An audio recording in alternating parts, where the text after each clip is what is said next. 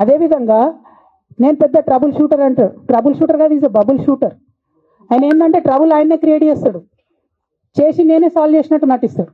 నేను latest example చెప్తా పట్టురు. నేను మొన్న దాసోజు శ్రవణ్ అన్న ఎలక్షన్ ఎమ్మెల్సీ ఎన్నికలలో బీఆర్ఎస్ పార్టీ డిసైడెడ్ ఒకటే క్యాండిడేట్ని పెడదామని.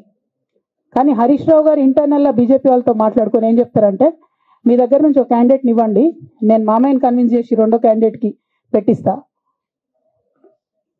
అంటే he wants to create a trouble.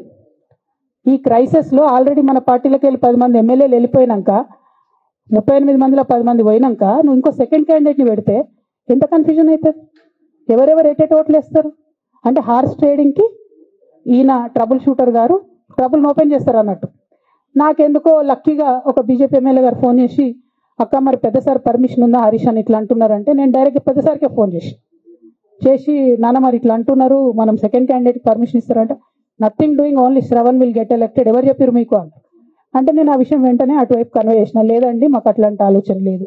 ఎందుకు ఈ రీసెంట్ ఎగ్జాంపుల్ చెప్తున్నా ఇవాళ అంటే, హరీష్ రావు గారు ట్రబుల్ క్రియేట్ చేసి ట్రబుల్ని మాఫీ చేసినట్టుగా ప్రయత్నం చేస్తారు. బీఆర్ఎస్ కార్యకర్తలందరికీ నేను నా తమ్ముళ్ళకి రిక్వెస్ట్ చేసి చెప్తున్నా, మా చెల్లెలకు రిక్వెస్ట్ చేసి చెప్తున్నా, మీకు పెద్ద స్థాయిలో జరిగే అన్ని విషయాలు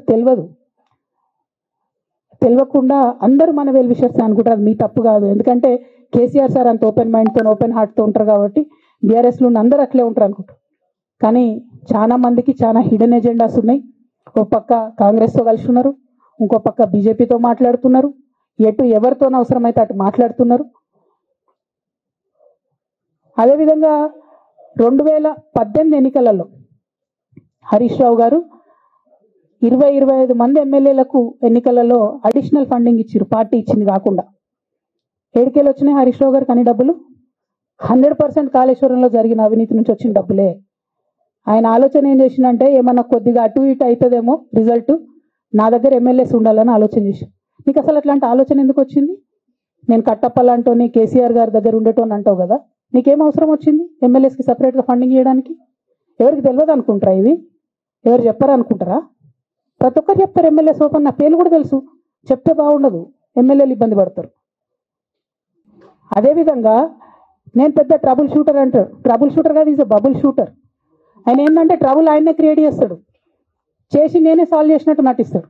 నేను లేటెస్ట్ ఎగ్జాంపుల్ చెప్తా పట్టురు. నేను మొన్న దాసోజు శ్రవణ్ అన్న ఎలక్షన్ ఎమ్మెల్సీ ఎన్నికలలో బీఆర్ఎస్ పార్టీ డిసైడెడ్ ఒకటే క్యాండిడేట్ని పెడదామని.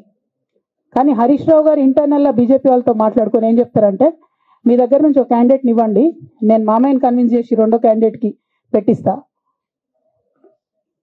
అంటే he wants to create a trouble.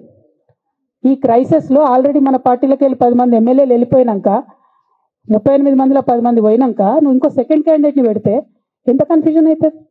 ఎవరెవరు ఎటెట్ ఓట్లు వేస్తారు? అంటే హార్స్ ట్రేడింగ్కి ఈయన ట్రబుల్ షూటర్ గారు ట్రబుల్ని ఓపెన్ చేస్తారు అన్నట్టు. నాకెందుకో లక్కీగా ఒక బీజేపీ ఎమ్మెల్యే గారు ఫోన్ చేసి, అక్క మరి పెద్దసారి పర్మిషన్ ఉందా హరీష్ అని ఇట్లా అంటున్నారంటే, నేను డైరెక్ట్ పెద్దసారికే ఫోన్ చేసి నాన్న మరి ఇట్లా అంటున్నారు, మనం సెకండ్ క్యాండిడేట్కి పర్మిషన్ ఇస్తారంటే, nothing doing, only Shravan will get elected, ఎవరు చెప్పారు మీకు అని. అంటే నేను ఆ విషయం వెంటనే అటువైపు కన్వే చేసిన, లేదండి మాకు అట్లాంటి ఆలోచన లేదు. ఎందుకు ఈ రీసెంట్ ఎగ్జాంపుల్ చెప్తున్నా ఇవాళ అంటే, హరీష్ రావు గారు ట్రబుల్ క్రియేట్ చేసి ట్రబుల్ని మాఫీ చేసినట్టుగా ప్రయత్నం చేస్తారు. బీఆర్ఎస్ కార్యకర్తలందరికీ నేను నా తమ్ముళ్ళకి రిక్వెస్ట్ చేసి చెప్తున్నా, మా చెల్లెలకు రిక్వెస్ట్ చేసి చెప్తున్నా, మీకు పెద్ద స్థాయిలో జరిగే అన్ని విషయాలు తెలియకుండా అందరూ మన వెల్ విషయర్స్ అనుకుంటారు. అది మీ తప్పు కాదు, ఎందుకంటే కేసీఆర్ సార్ అంత ఓపెన్ మైండ్తో ఓపెన్ హార్ట్తో ఉంటారు కాబట్టి బీఆర్ఎస్లో ఉన్న అందరూ అట్లే ఉంటారు అనుకుంటారు. కానీ చాలా మందికి చాలా హిడెన్ ఎజెండాస్ ఉన్నాయి. ఒక పక్క కాంగ్రెస్తో కలిసి ఉన్నారు, ఇంకో పక్క బీజేపీతో మాట్లాడుతున్నారు, ఎటు ఎవరితో అవసరమైతే అటు మాట్లాడుతున్నారు. అదేవిధంగా 2018 ఎన్నికలలో హరీష్ రావు గారు 25 మంది ఎమ్మెల్యేలకు ఎన్నికలలో అడిషనల్ ఫండింగ్ ఇచ్చారు, పార్టీ ఇచ్చింది కాకుండా. ఏడికేలు వచ్చినాయి హరీష్ రావు గారు కానీ డబ్బులు 100% కాళేశ్వరంలో జరిగిన అవినీతి నుంచి వచ్చిన డబ్బులే. ఆయన ఆలోచన ఏం చేసిందంటే, ఏమన్నా కొద్దిగా అటు ఇటు అవుతుందేమో రిజల్ట్, నా దగ్గర ఎమ్మెల్యేస్ ఉండాలని ఆలోచన చేసి. నీకు అసలు అట్లాంటి ఆలోచన ఎందుకు వచ్చింది? నేను కట్టప్పలాంటోని కేసీఆర్ గారి దగ్గర ఉండేటోని అంటావు కదా, నీకేం అవసరం వచ్చింది ఎమ్మెల్యేస్కి సపరేట్గా ఫండింగ్ చేయడానికి? ఎవరికి తెలియదు అనుకుంటారా? ఇది ఎవరు చెప్పారు అనుకుంటారా? ప్రతి ఒక్కరు చెప్తారు ఎమ్మెల్యేస్ ఓపెన్, నా పేర్లు కూడా తెలుసు, చెప్తే బాగుండదు, ఎమ్మెల్యేలు ఇబ్బంది పడతారు.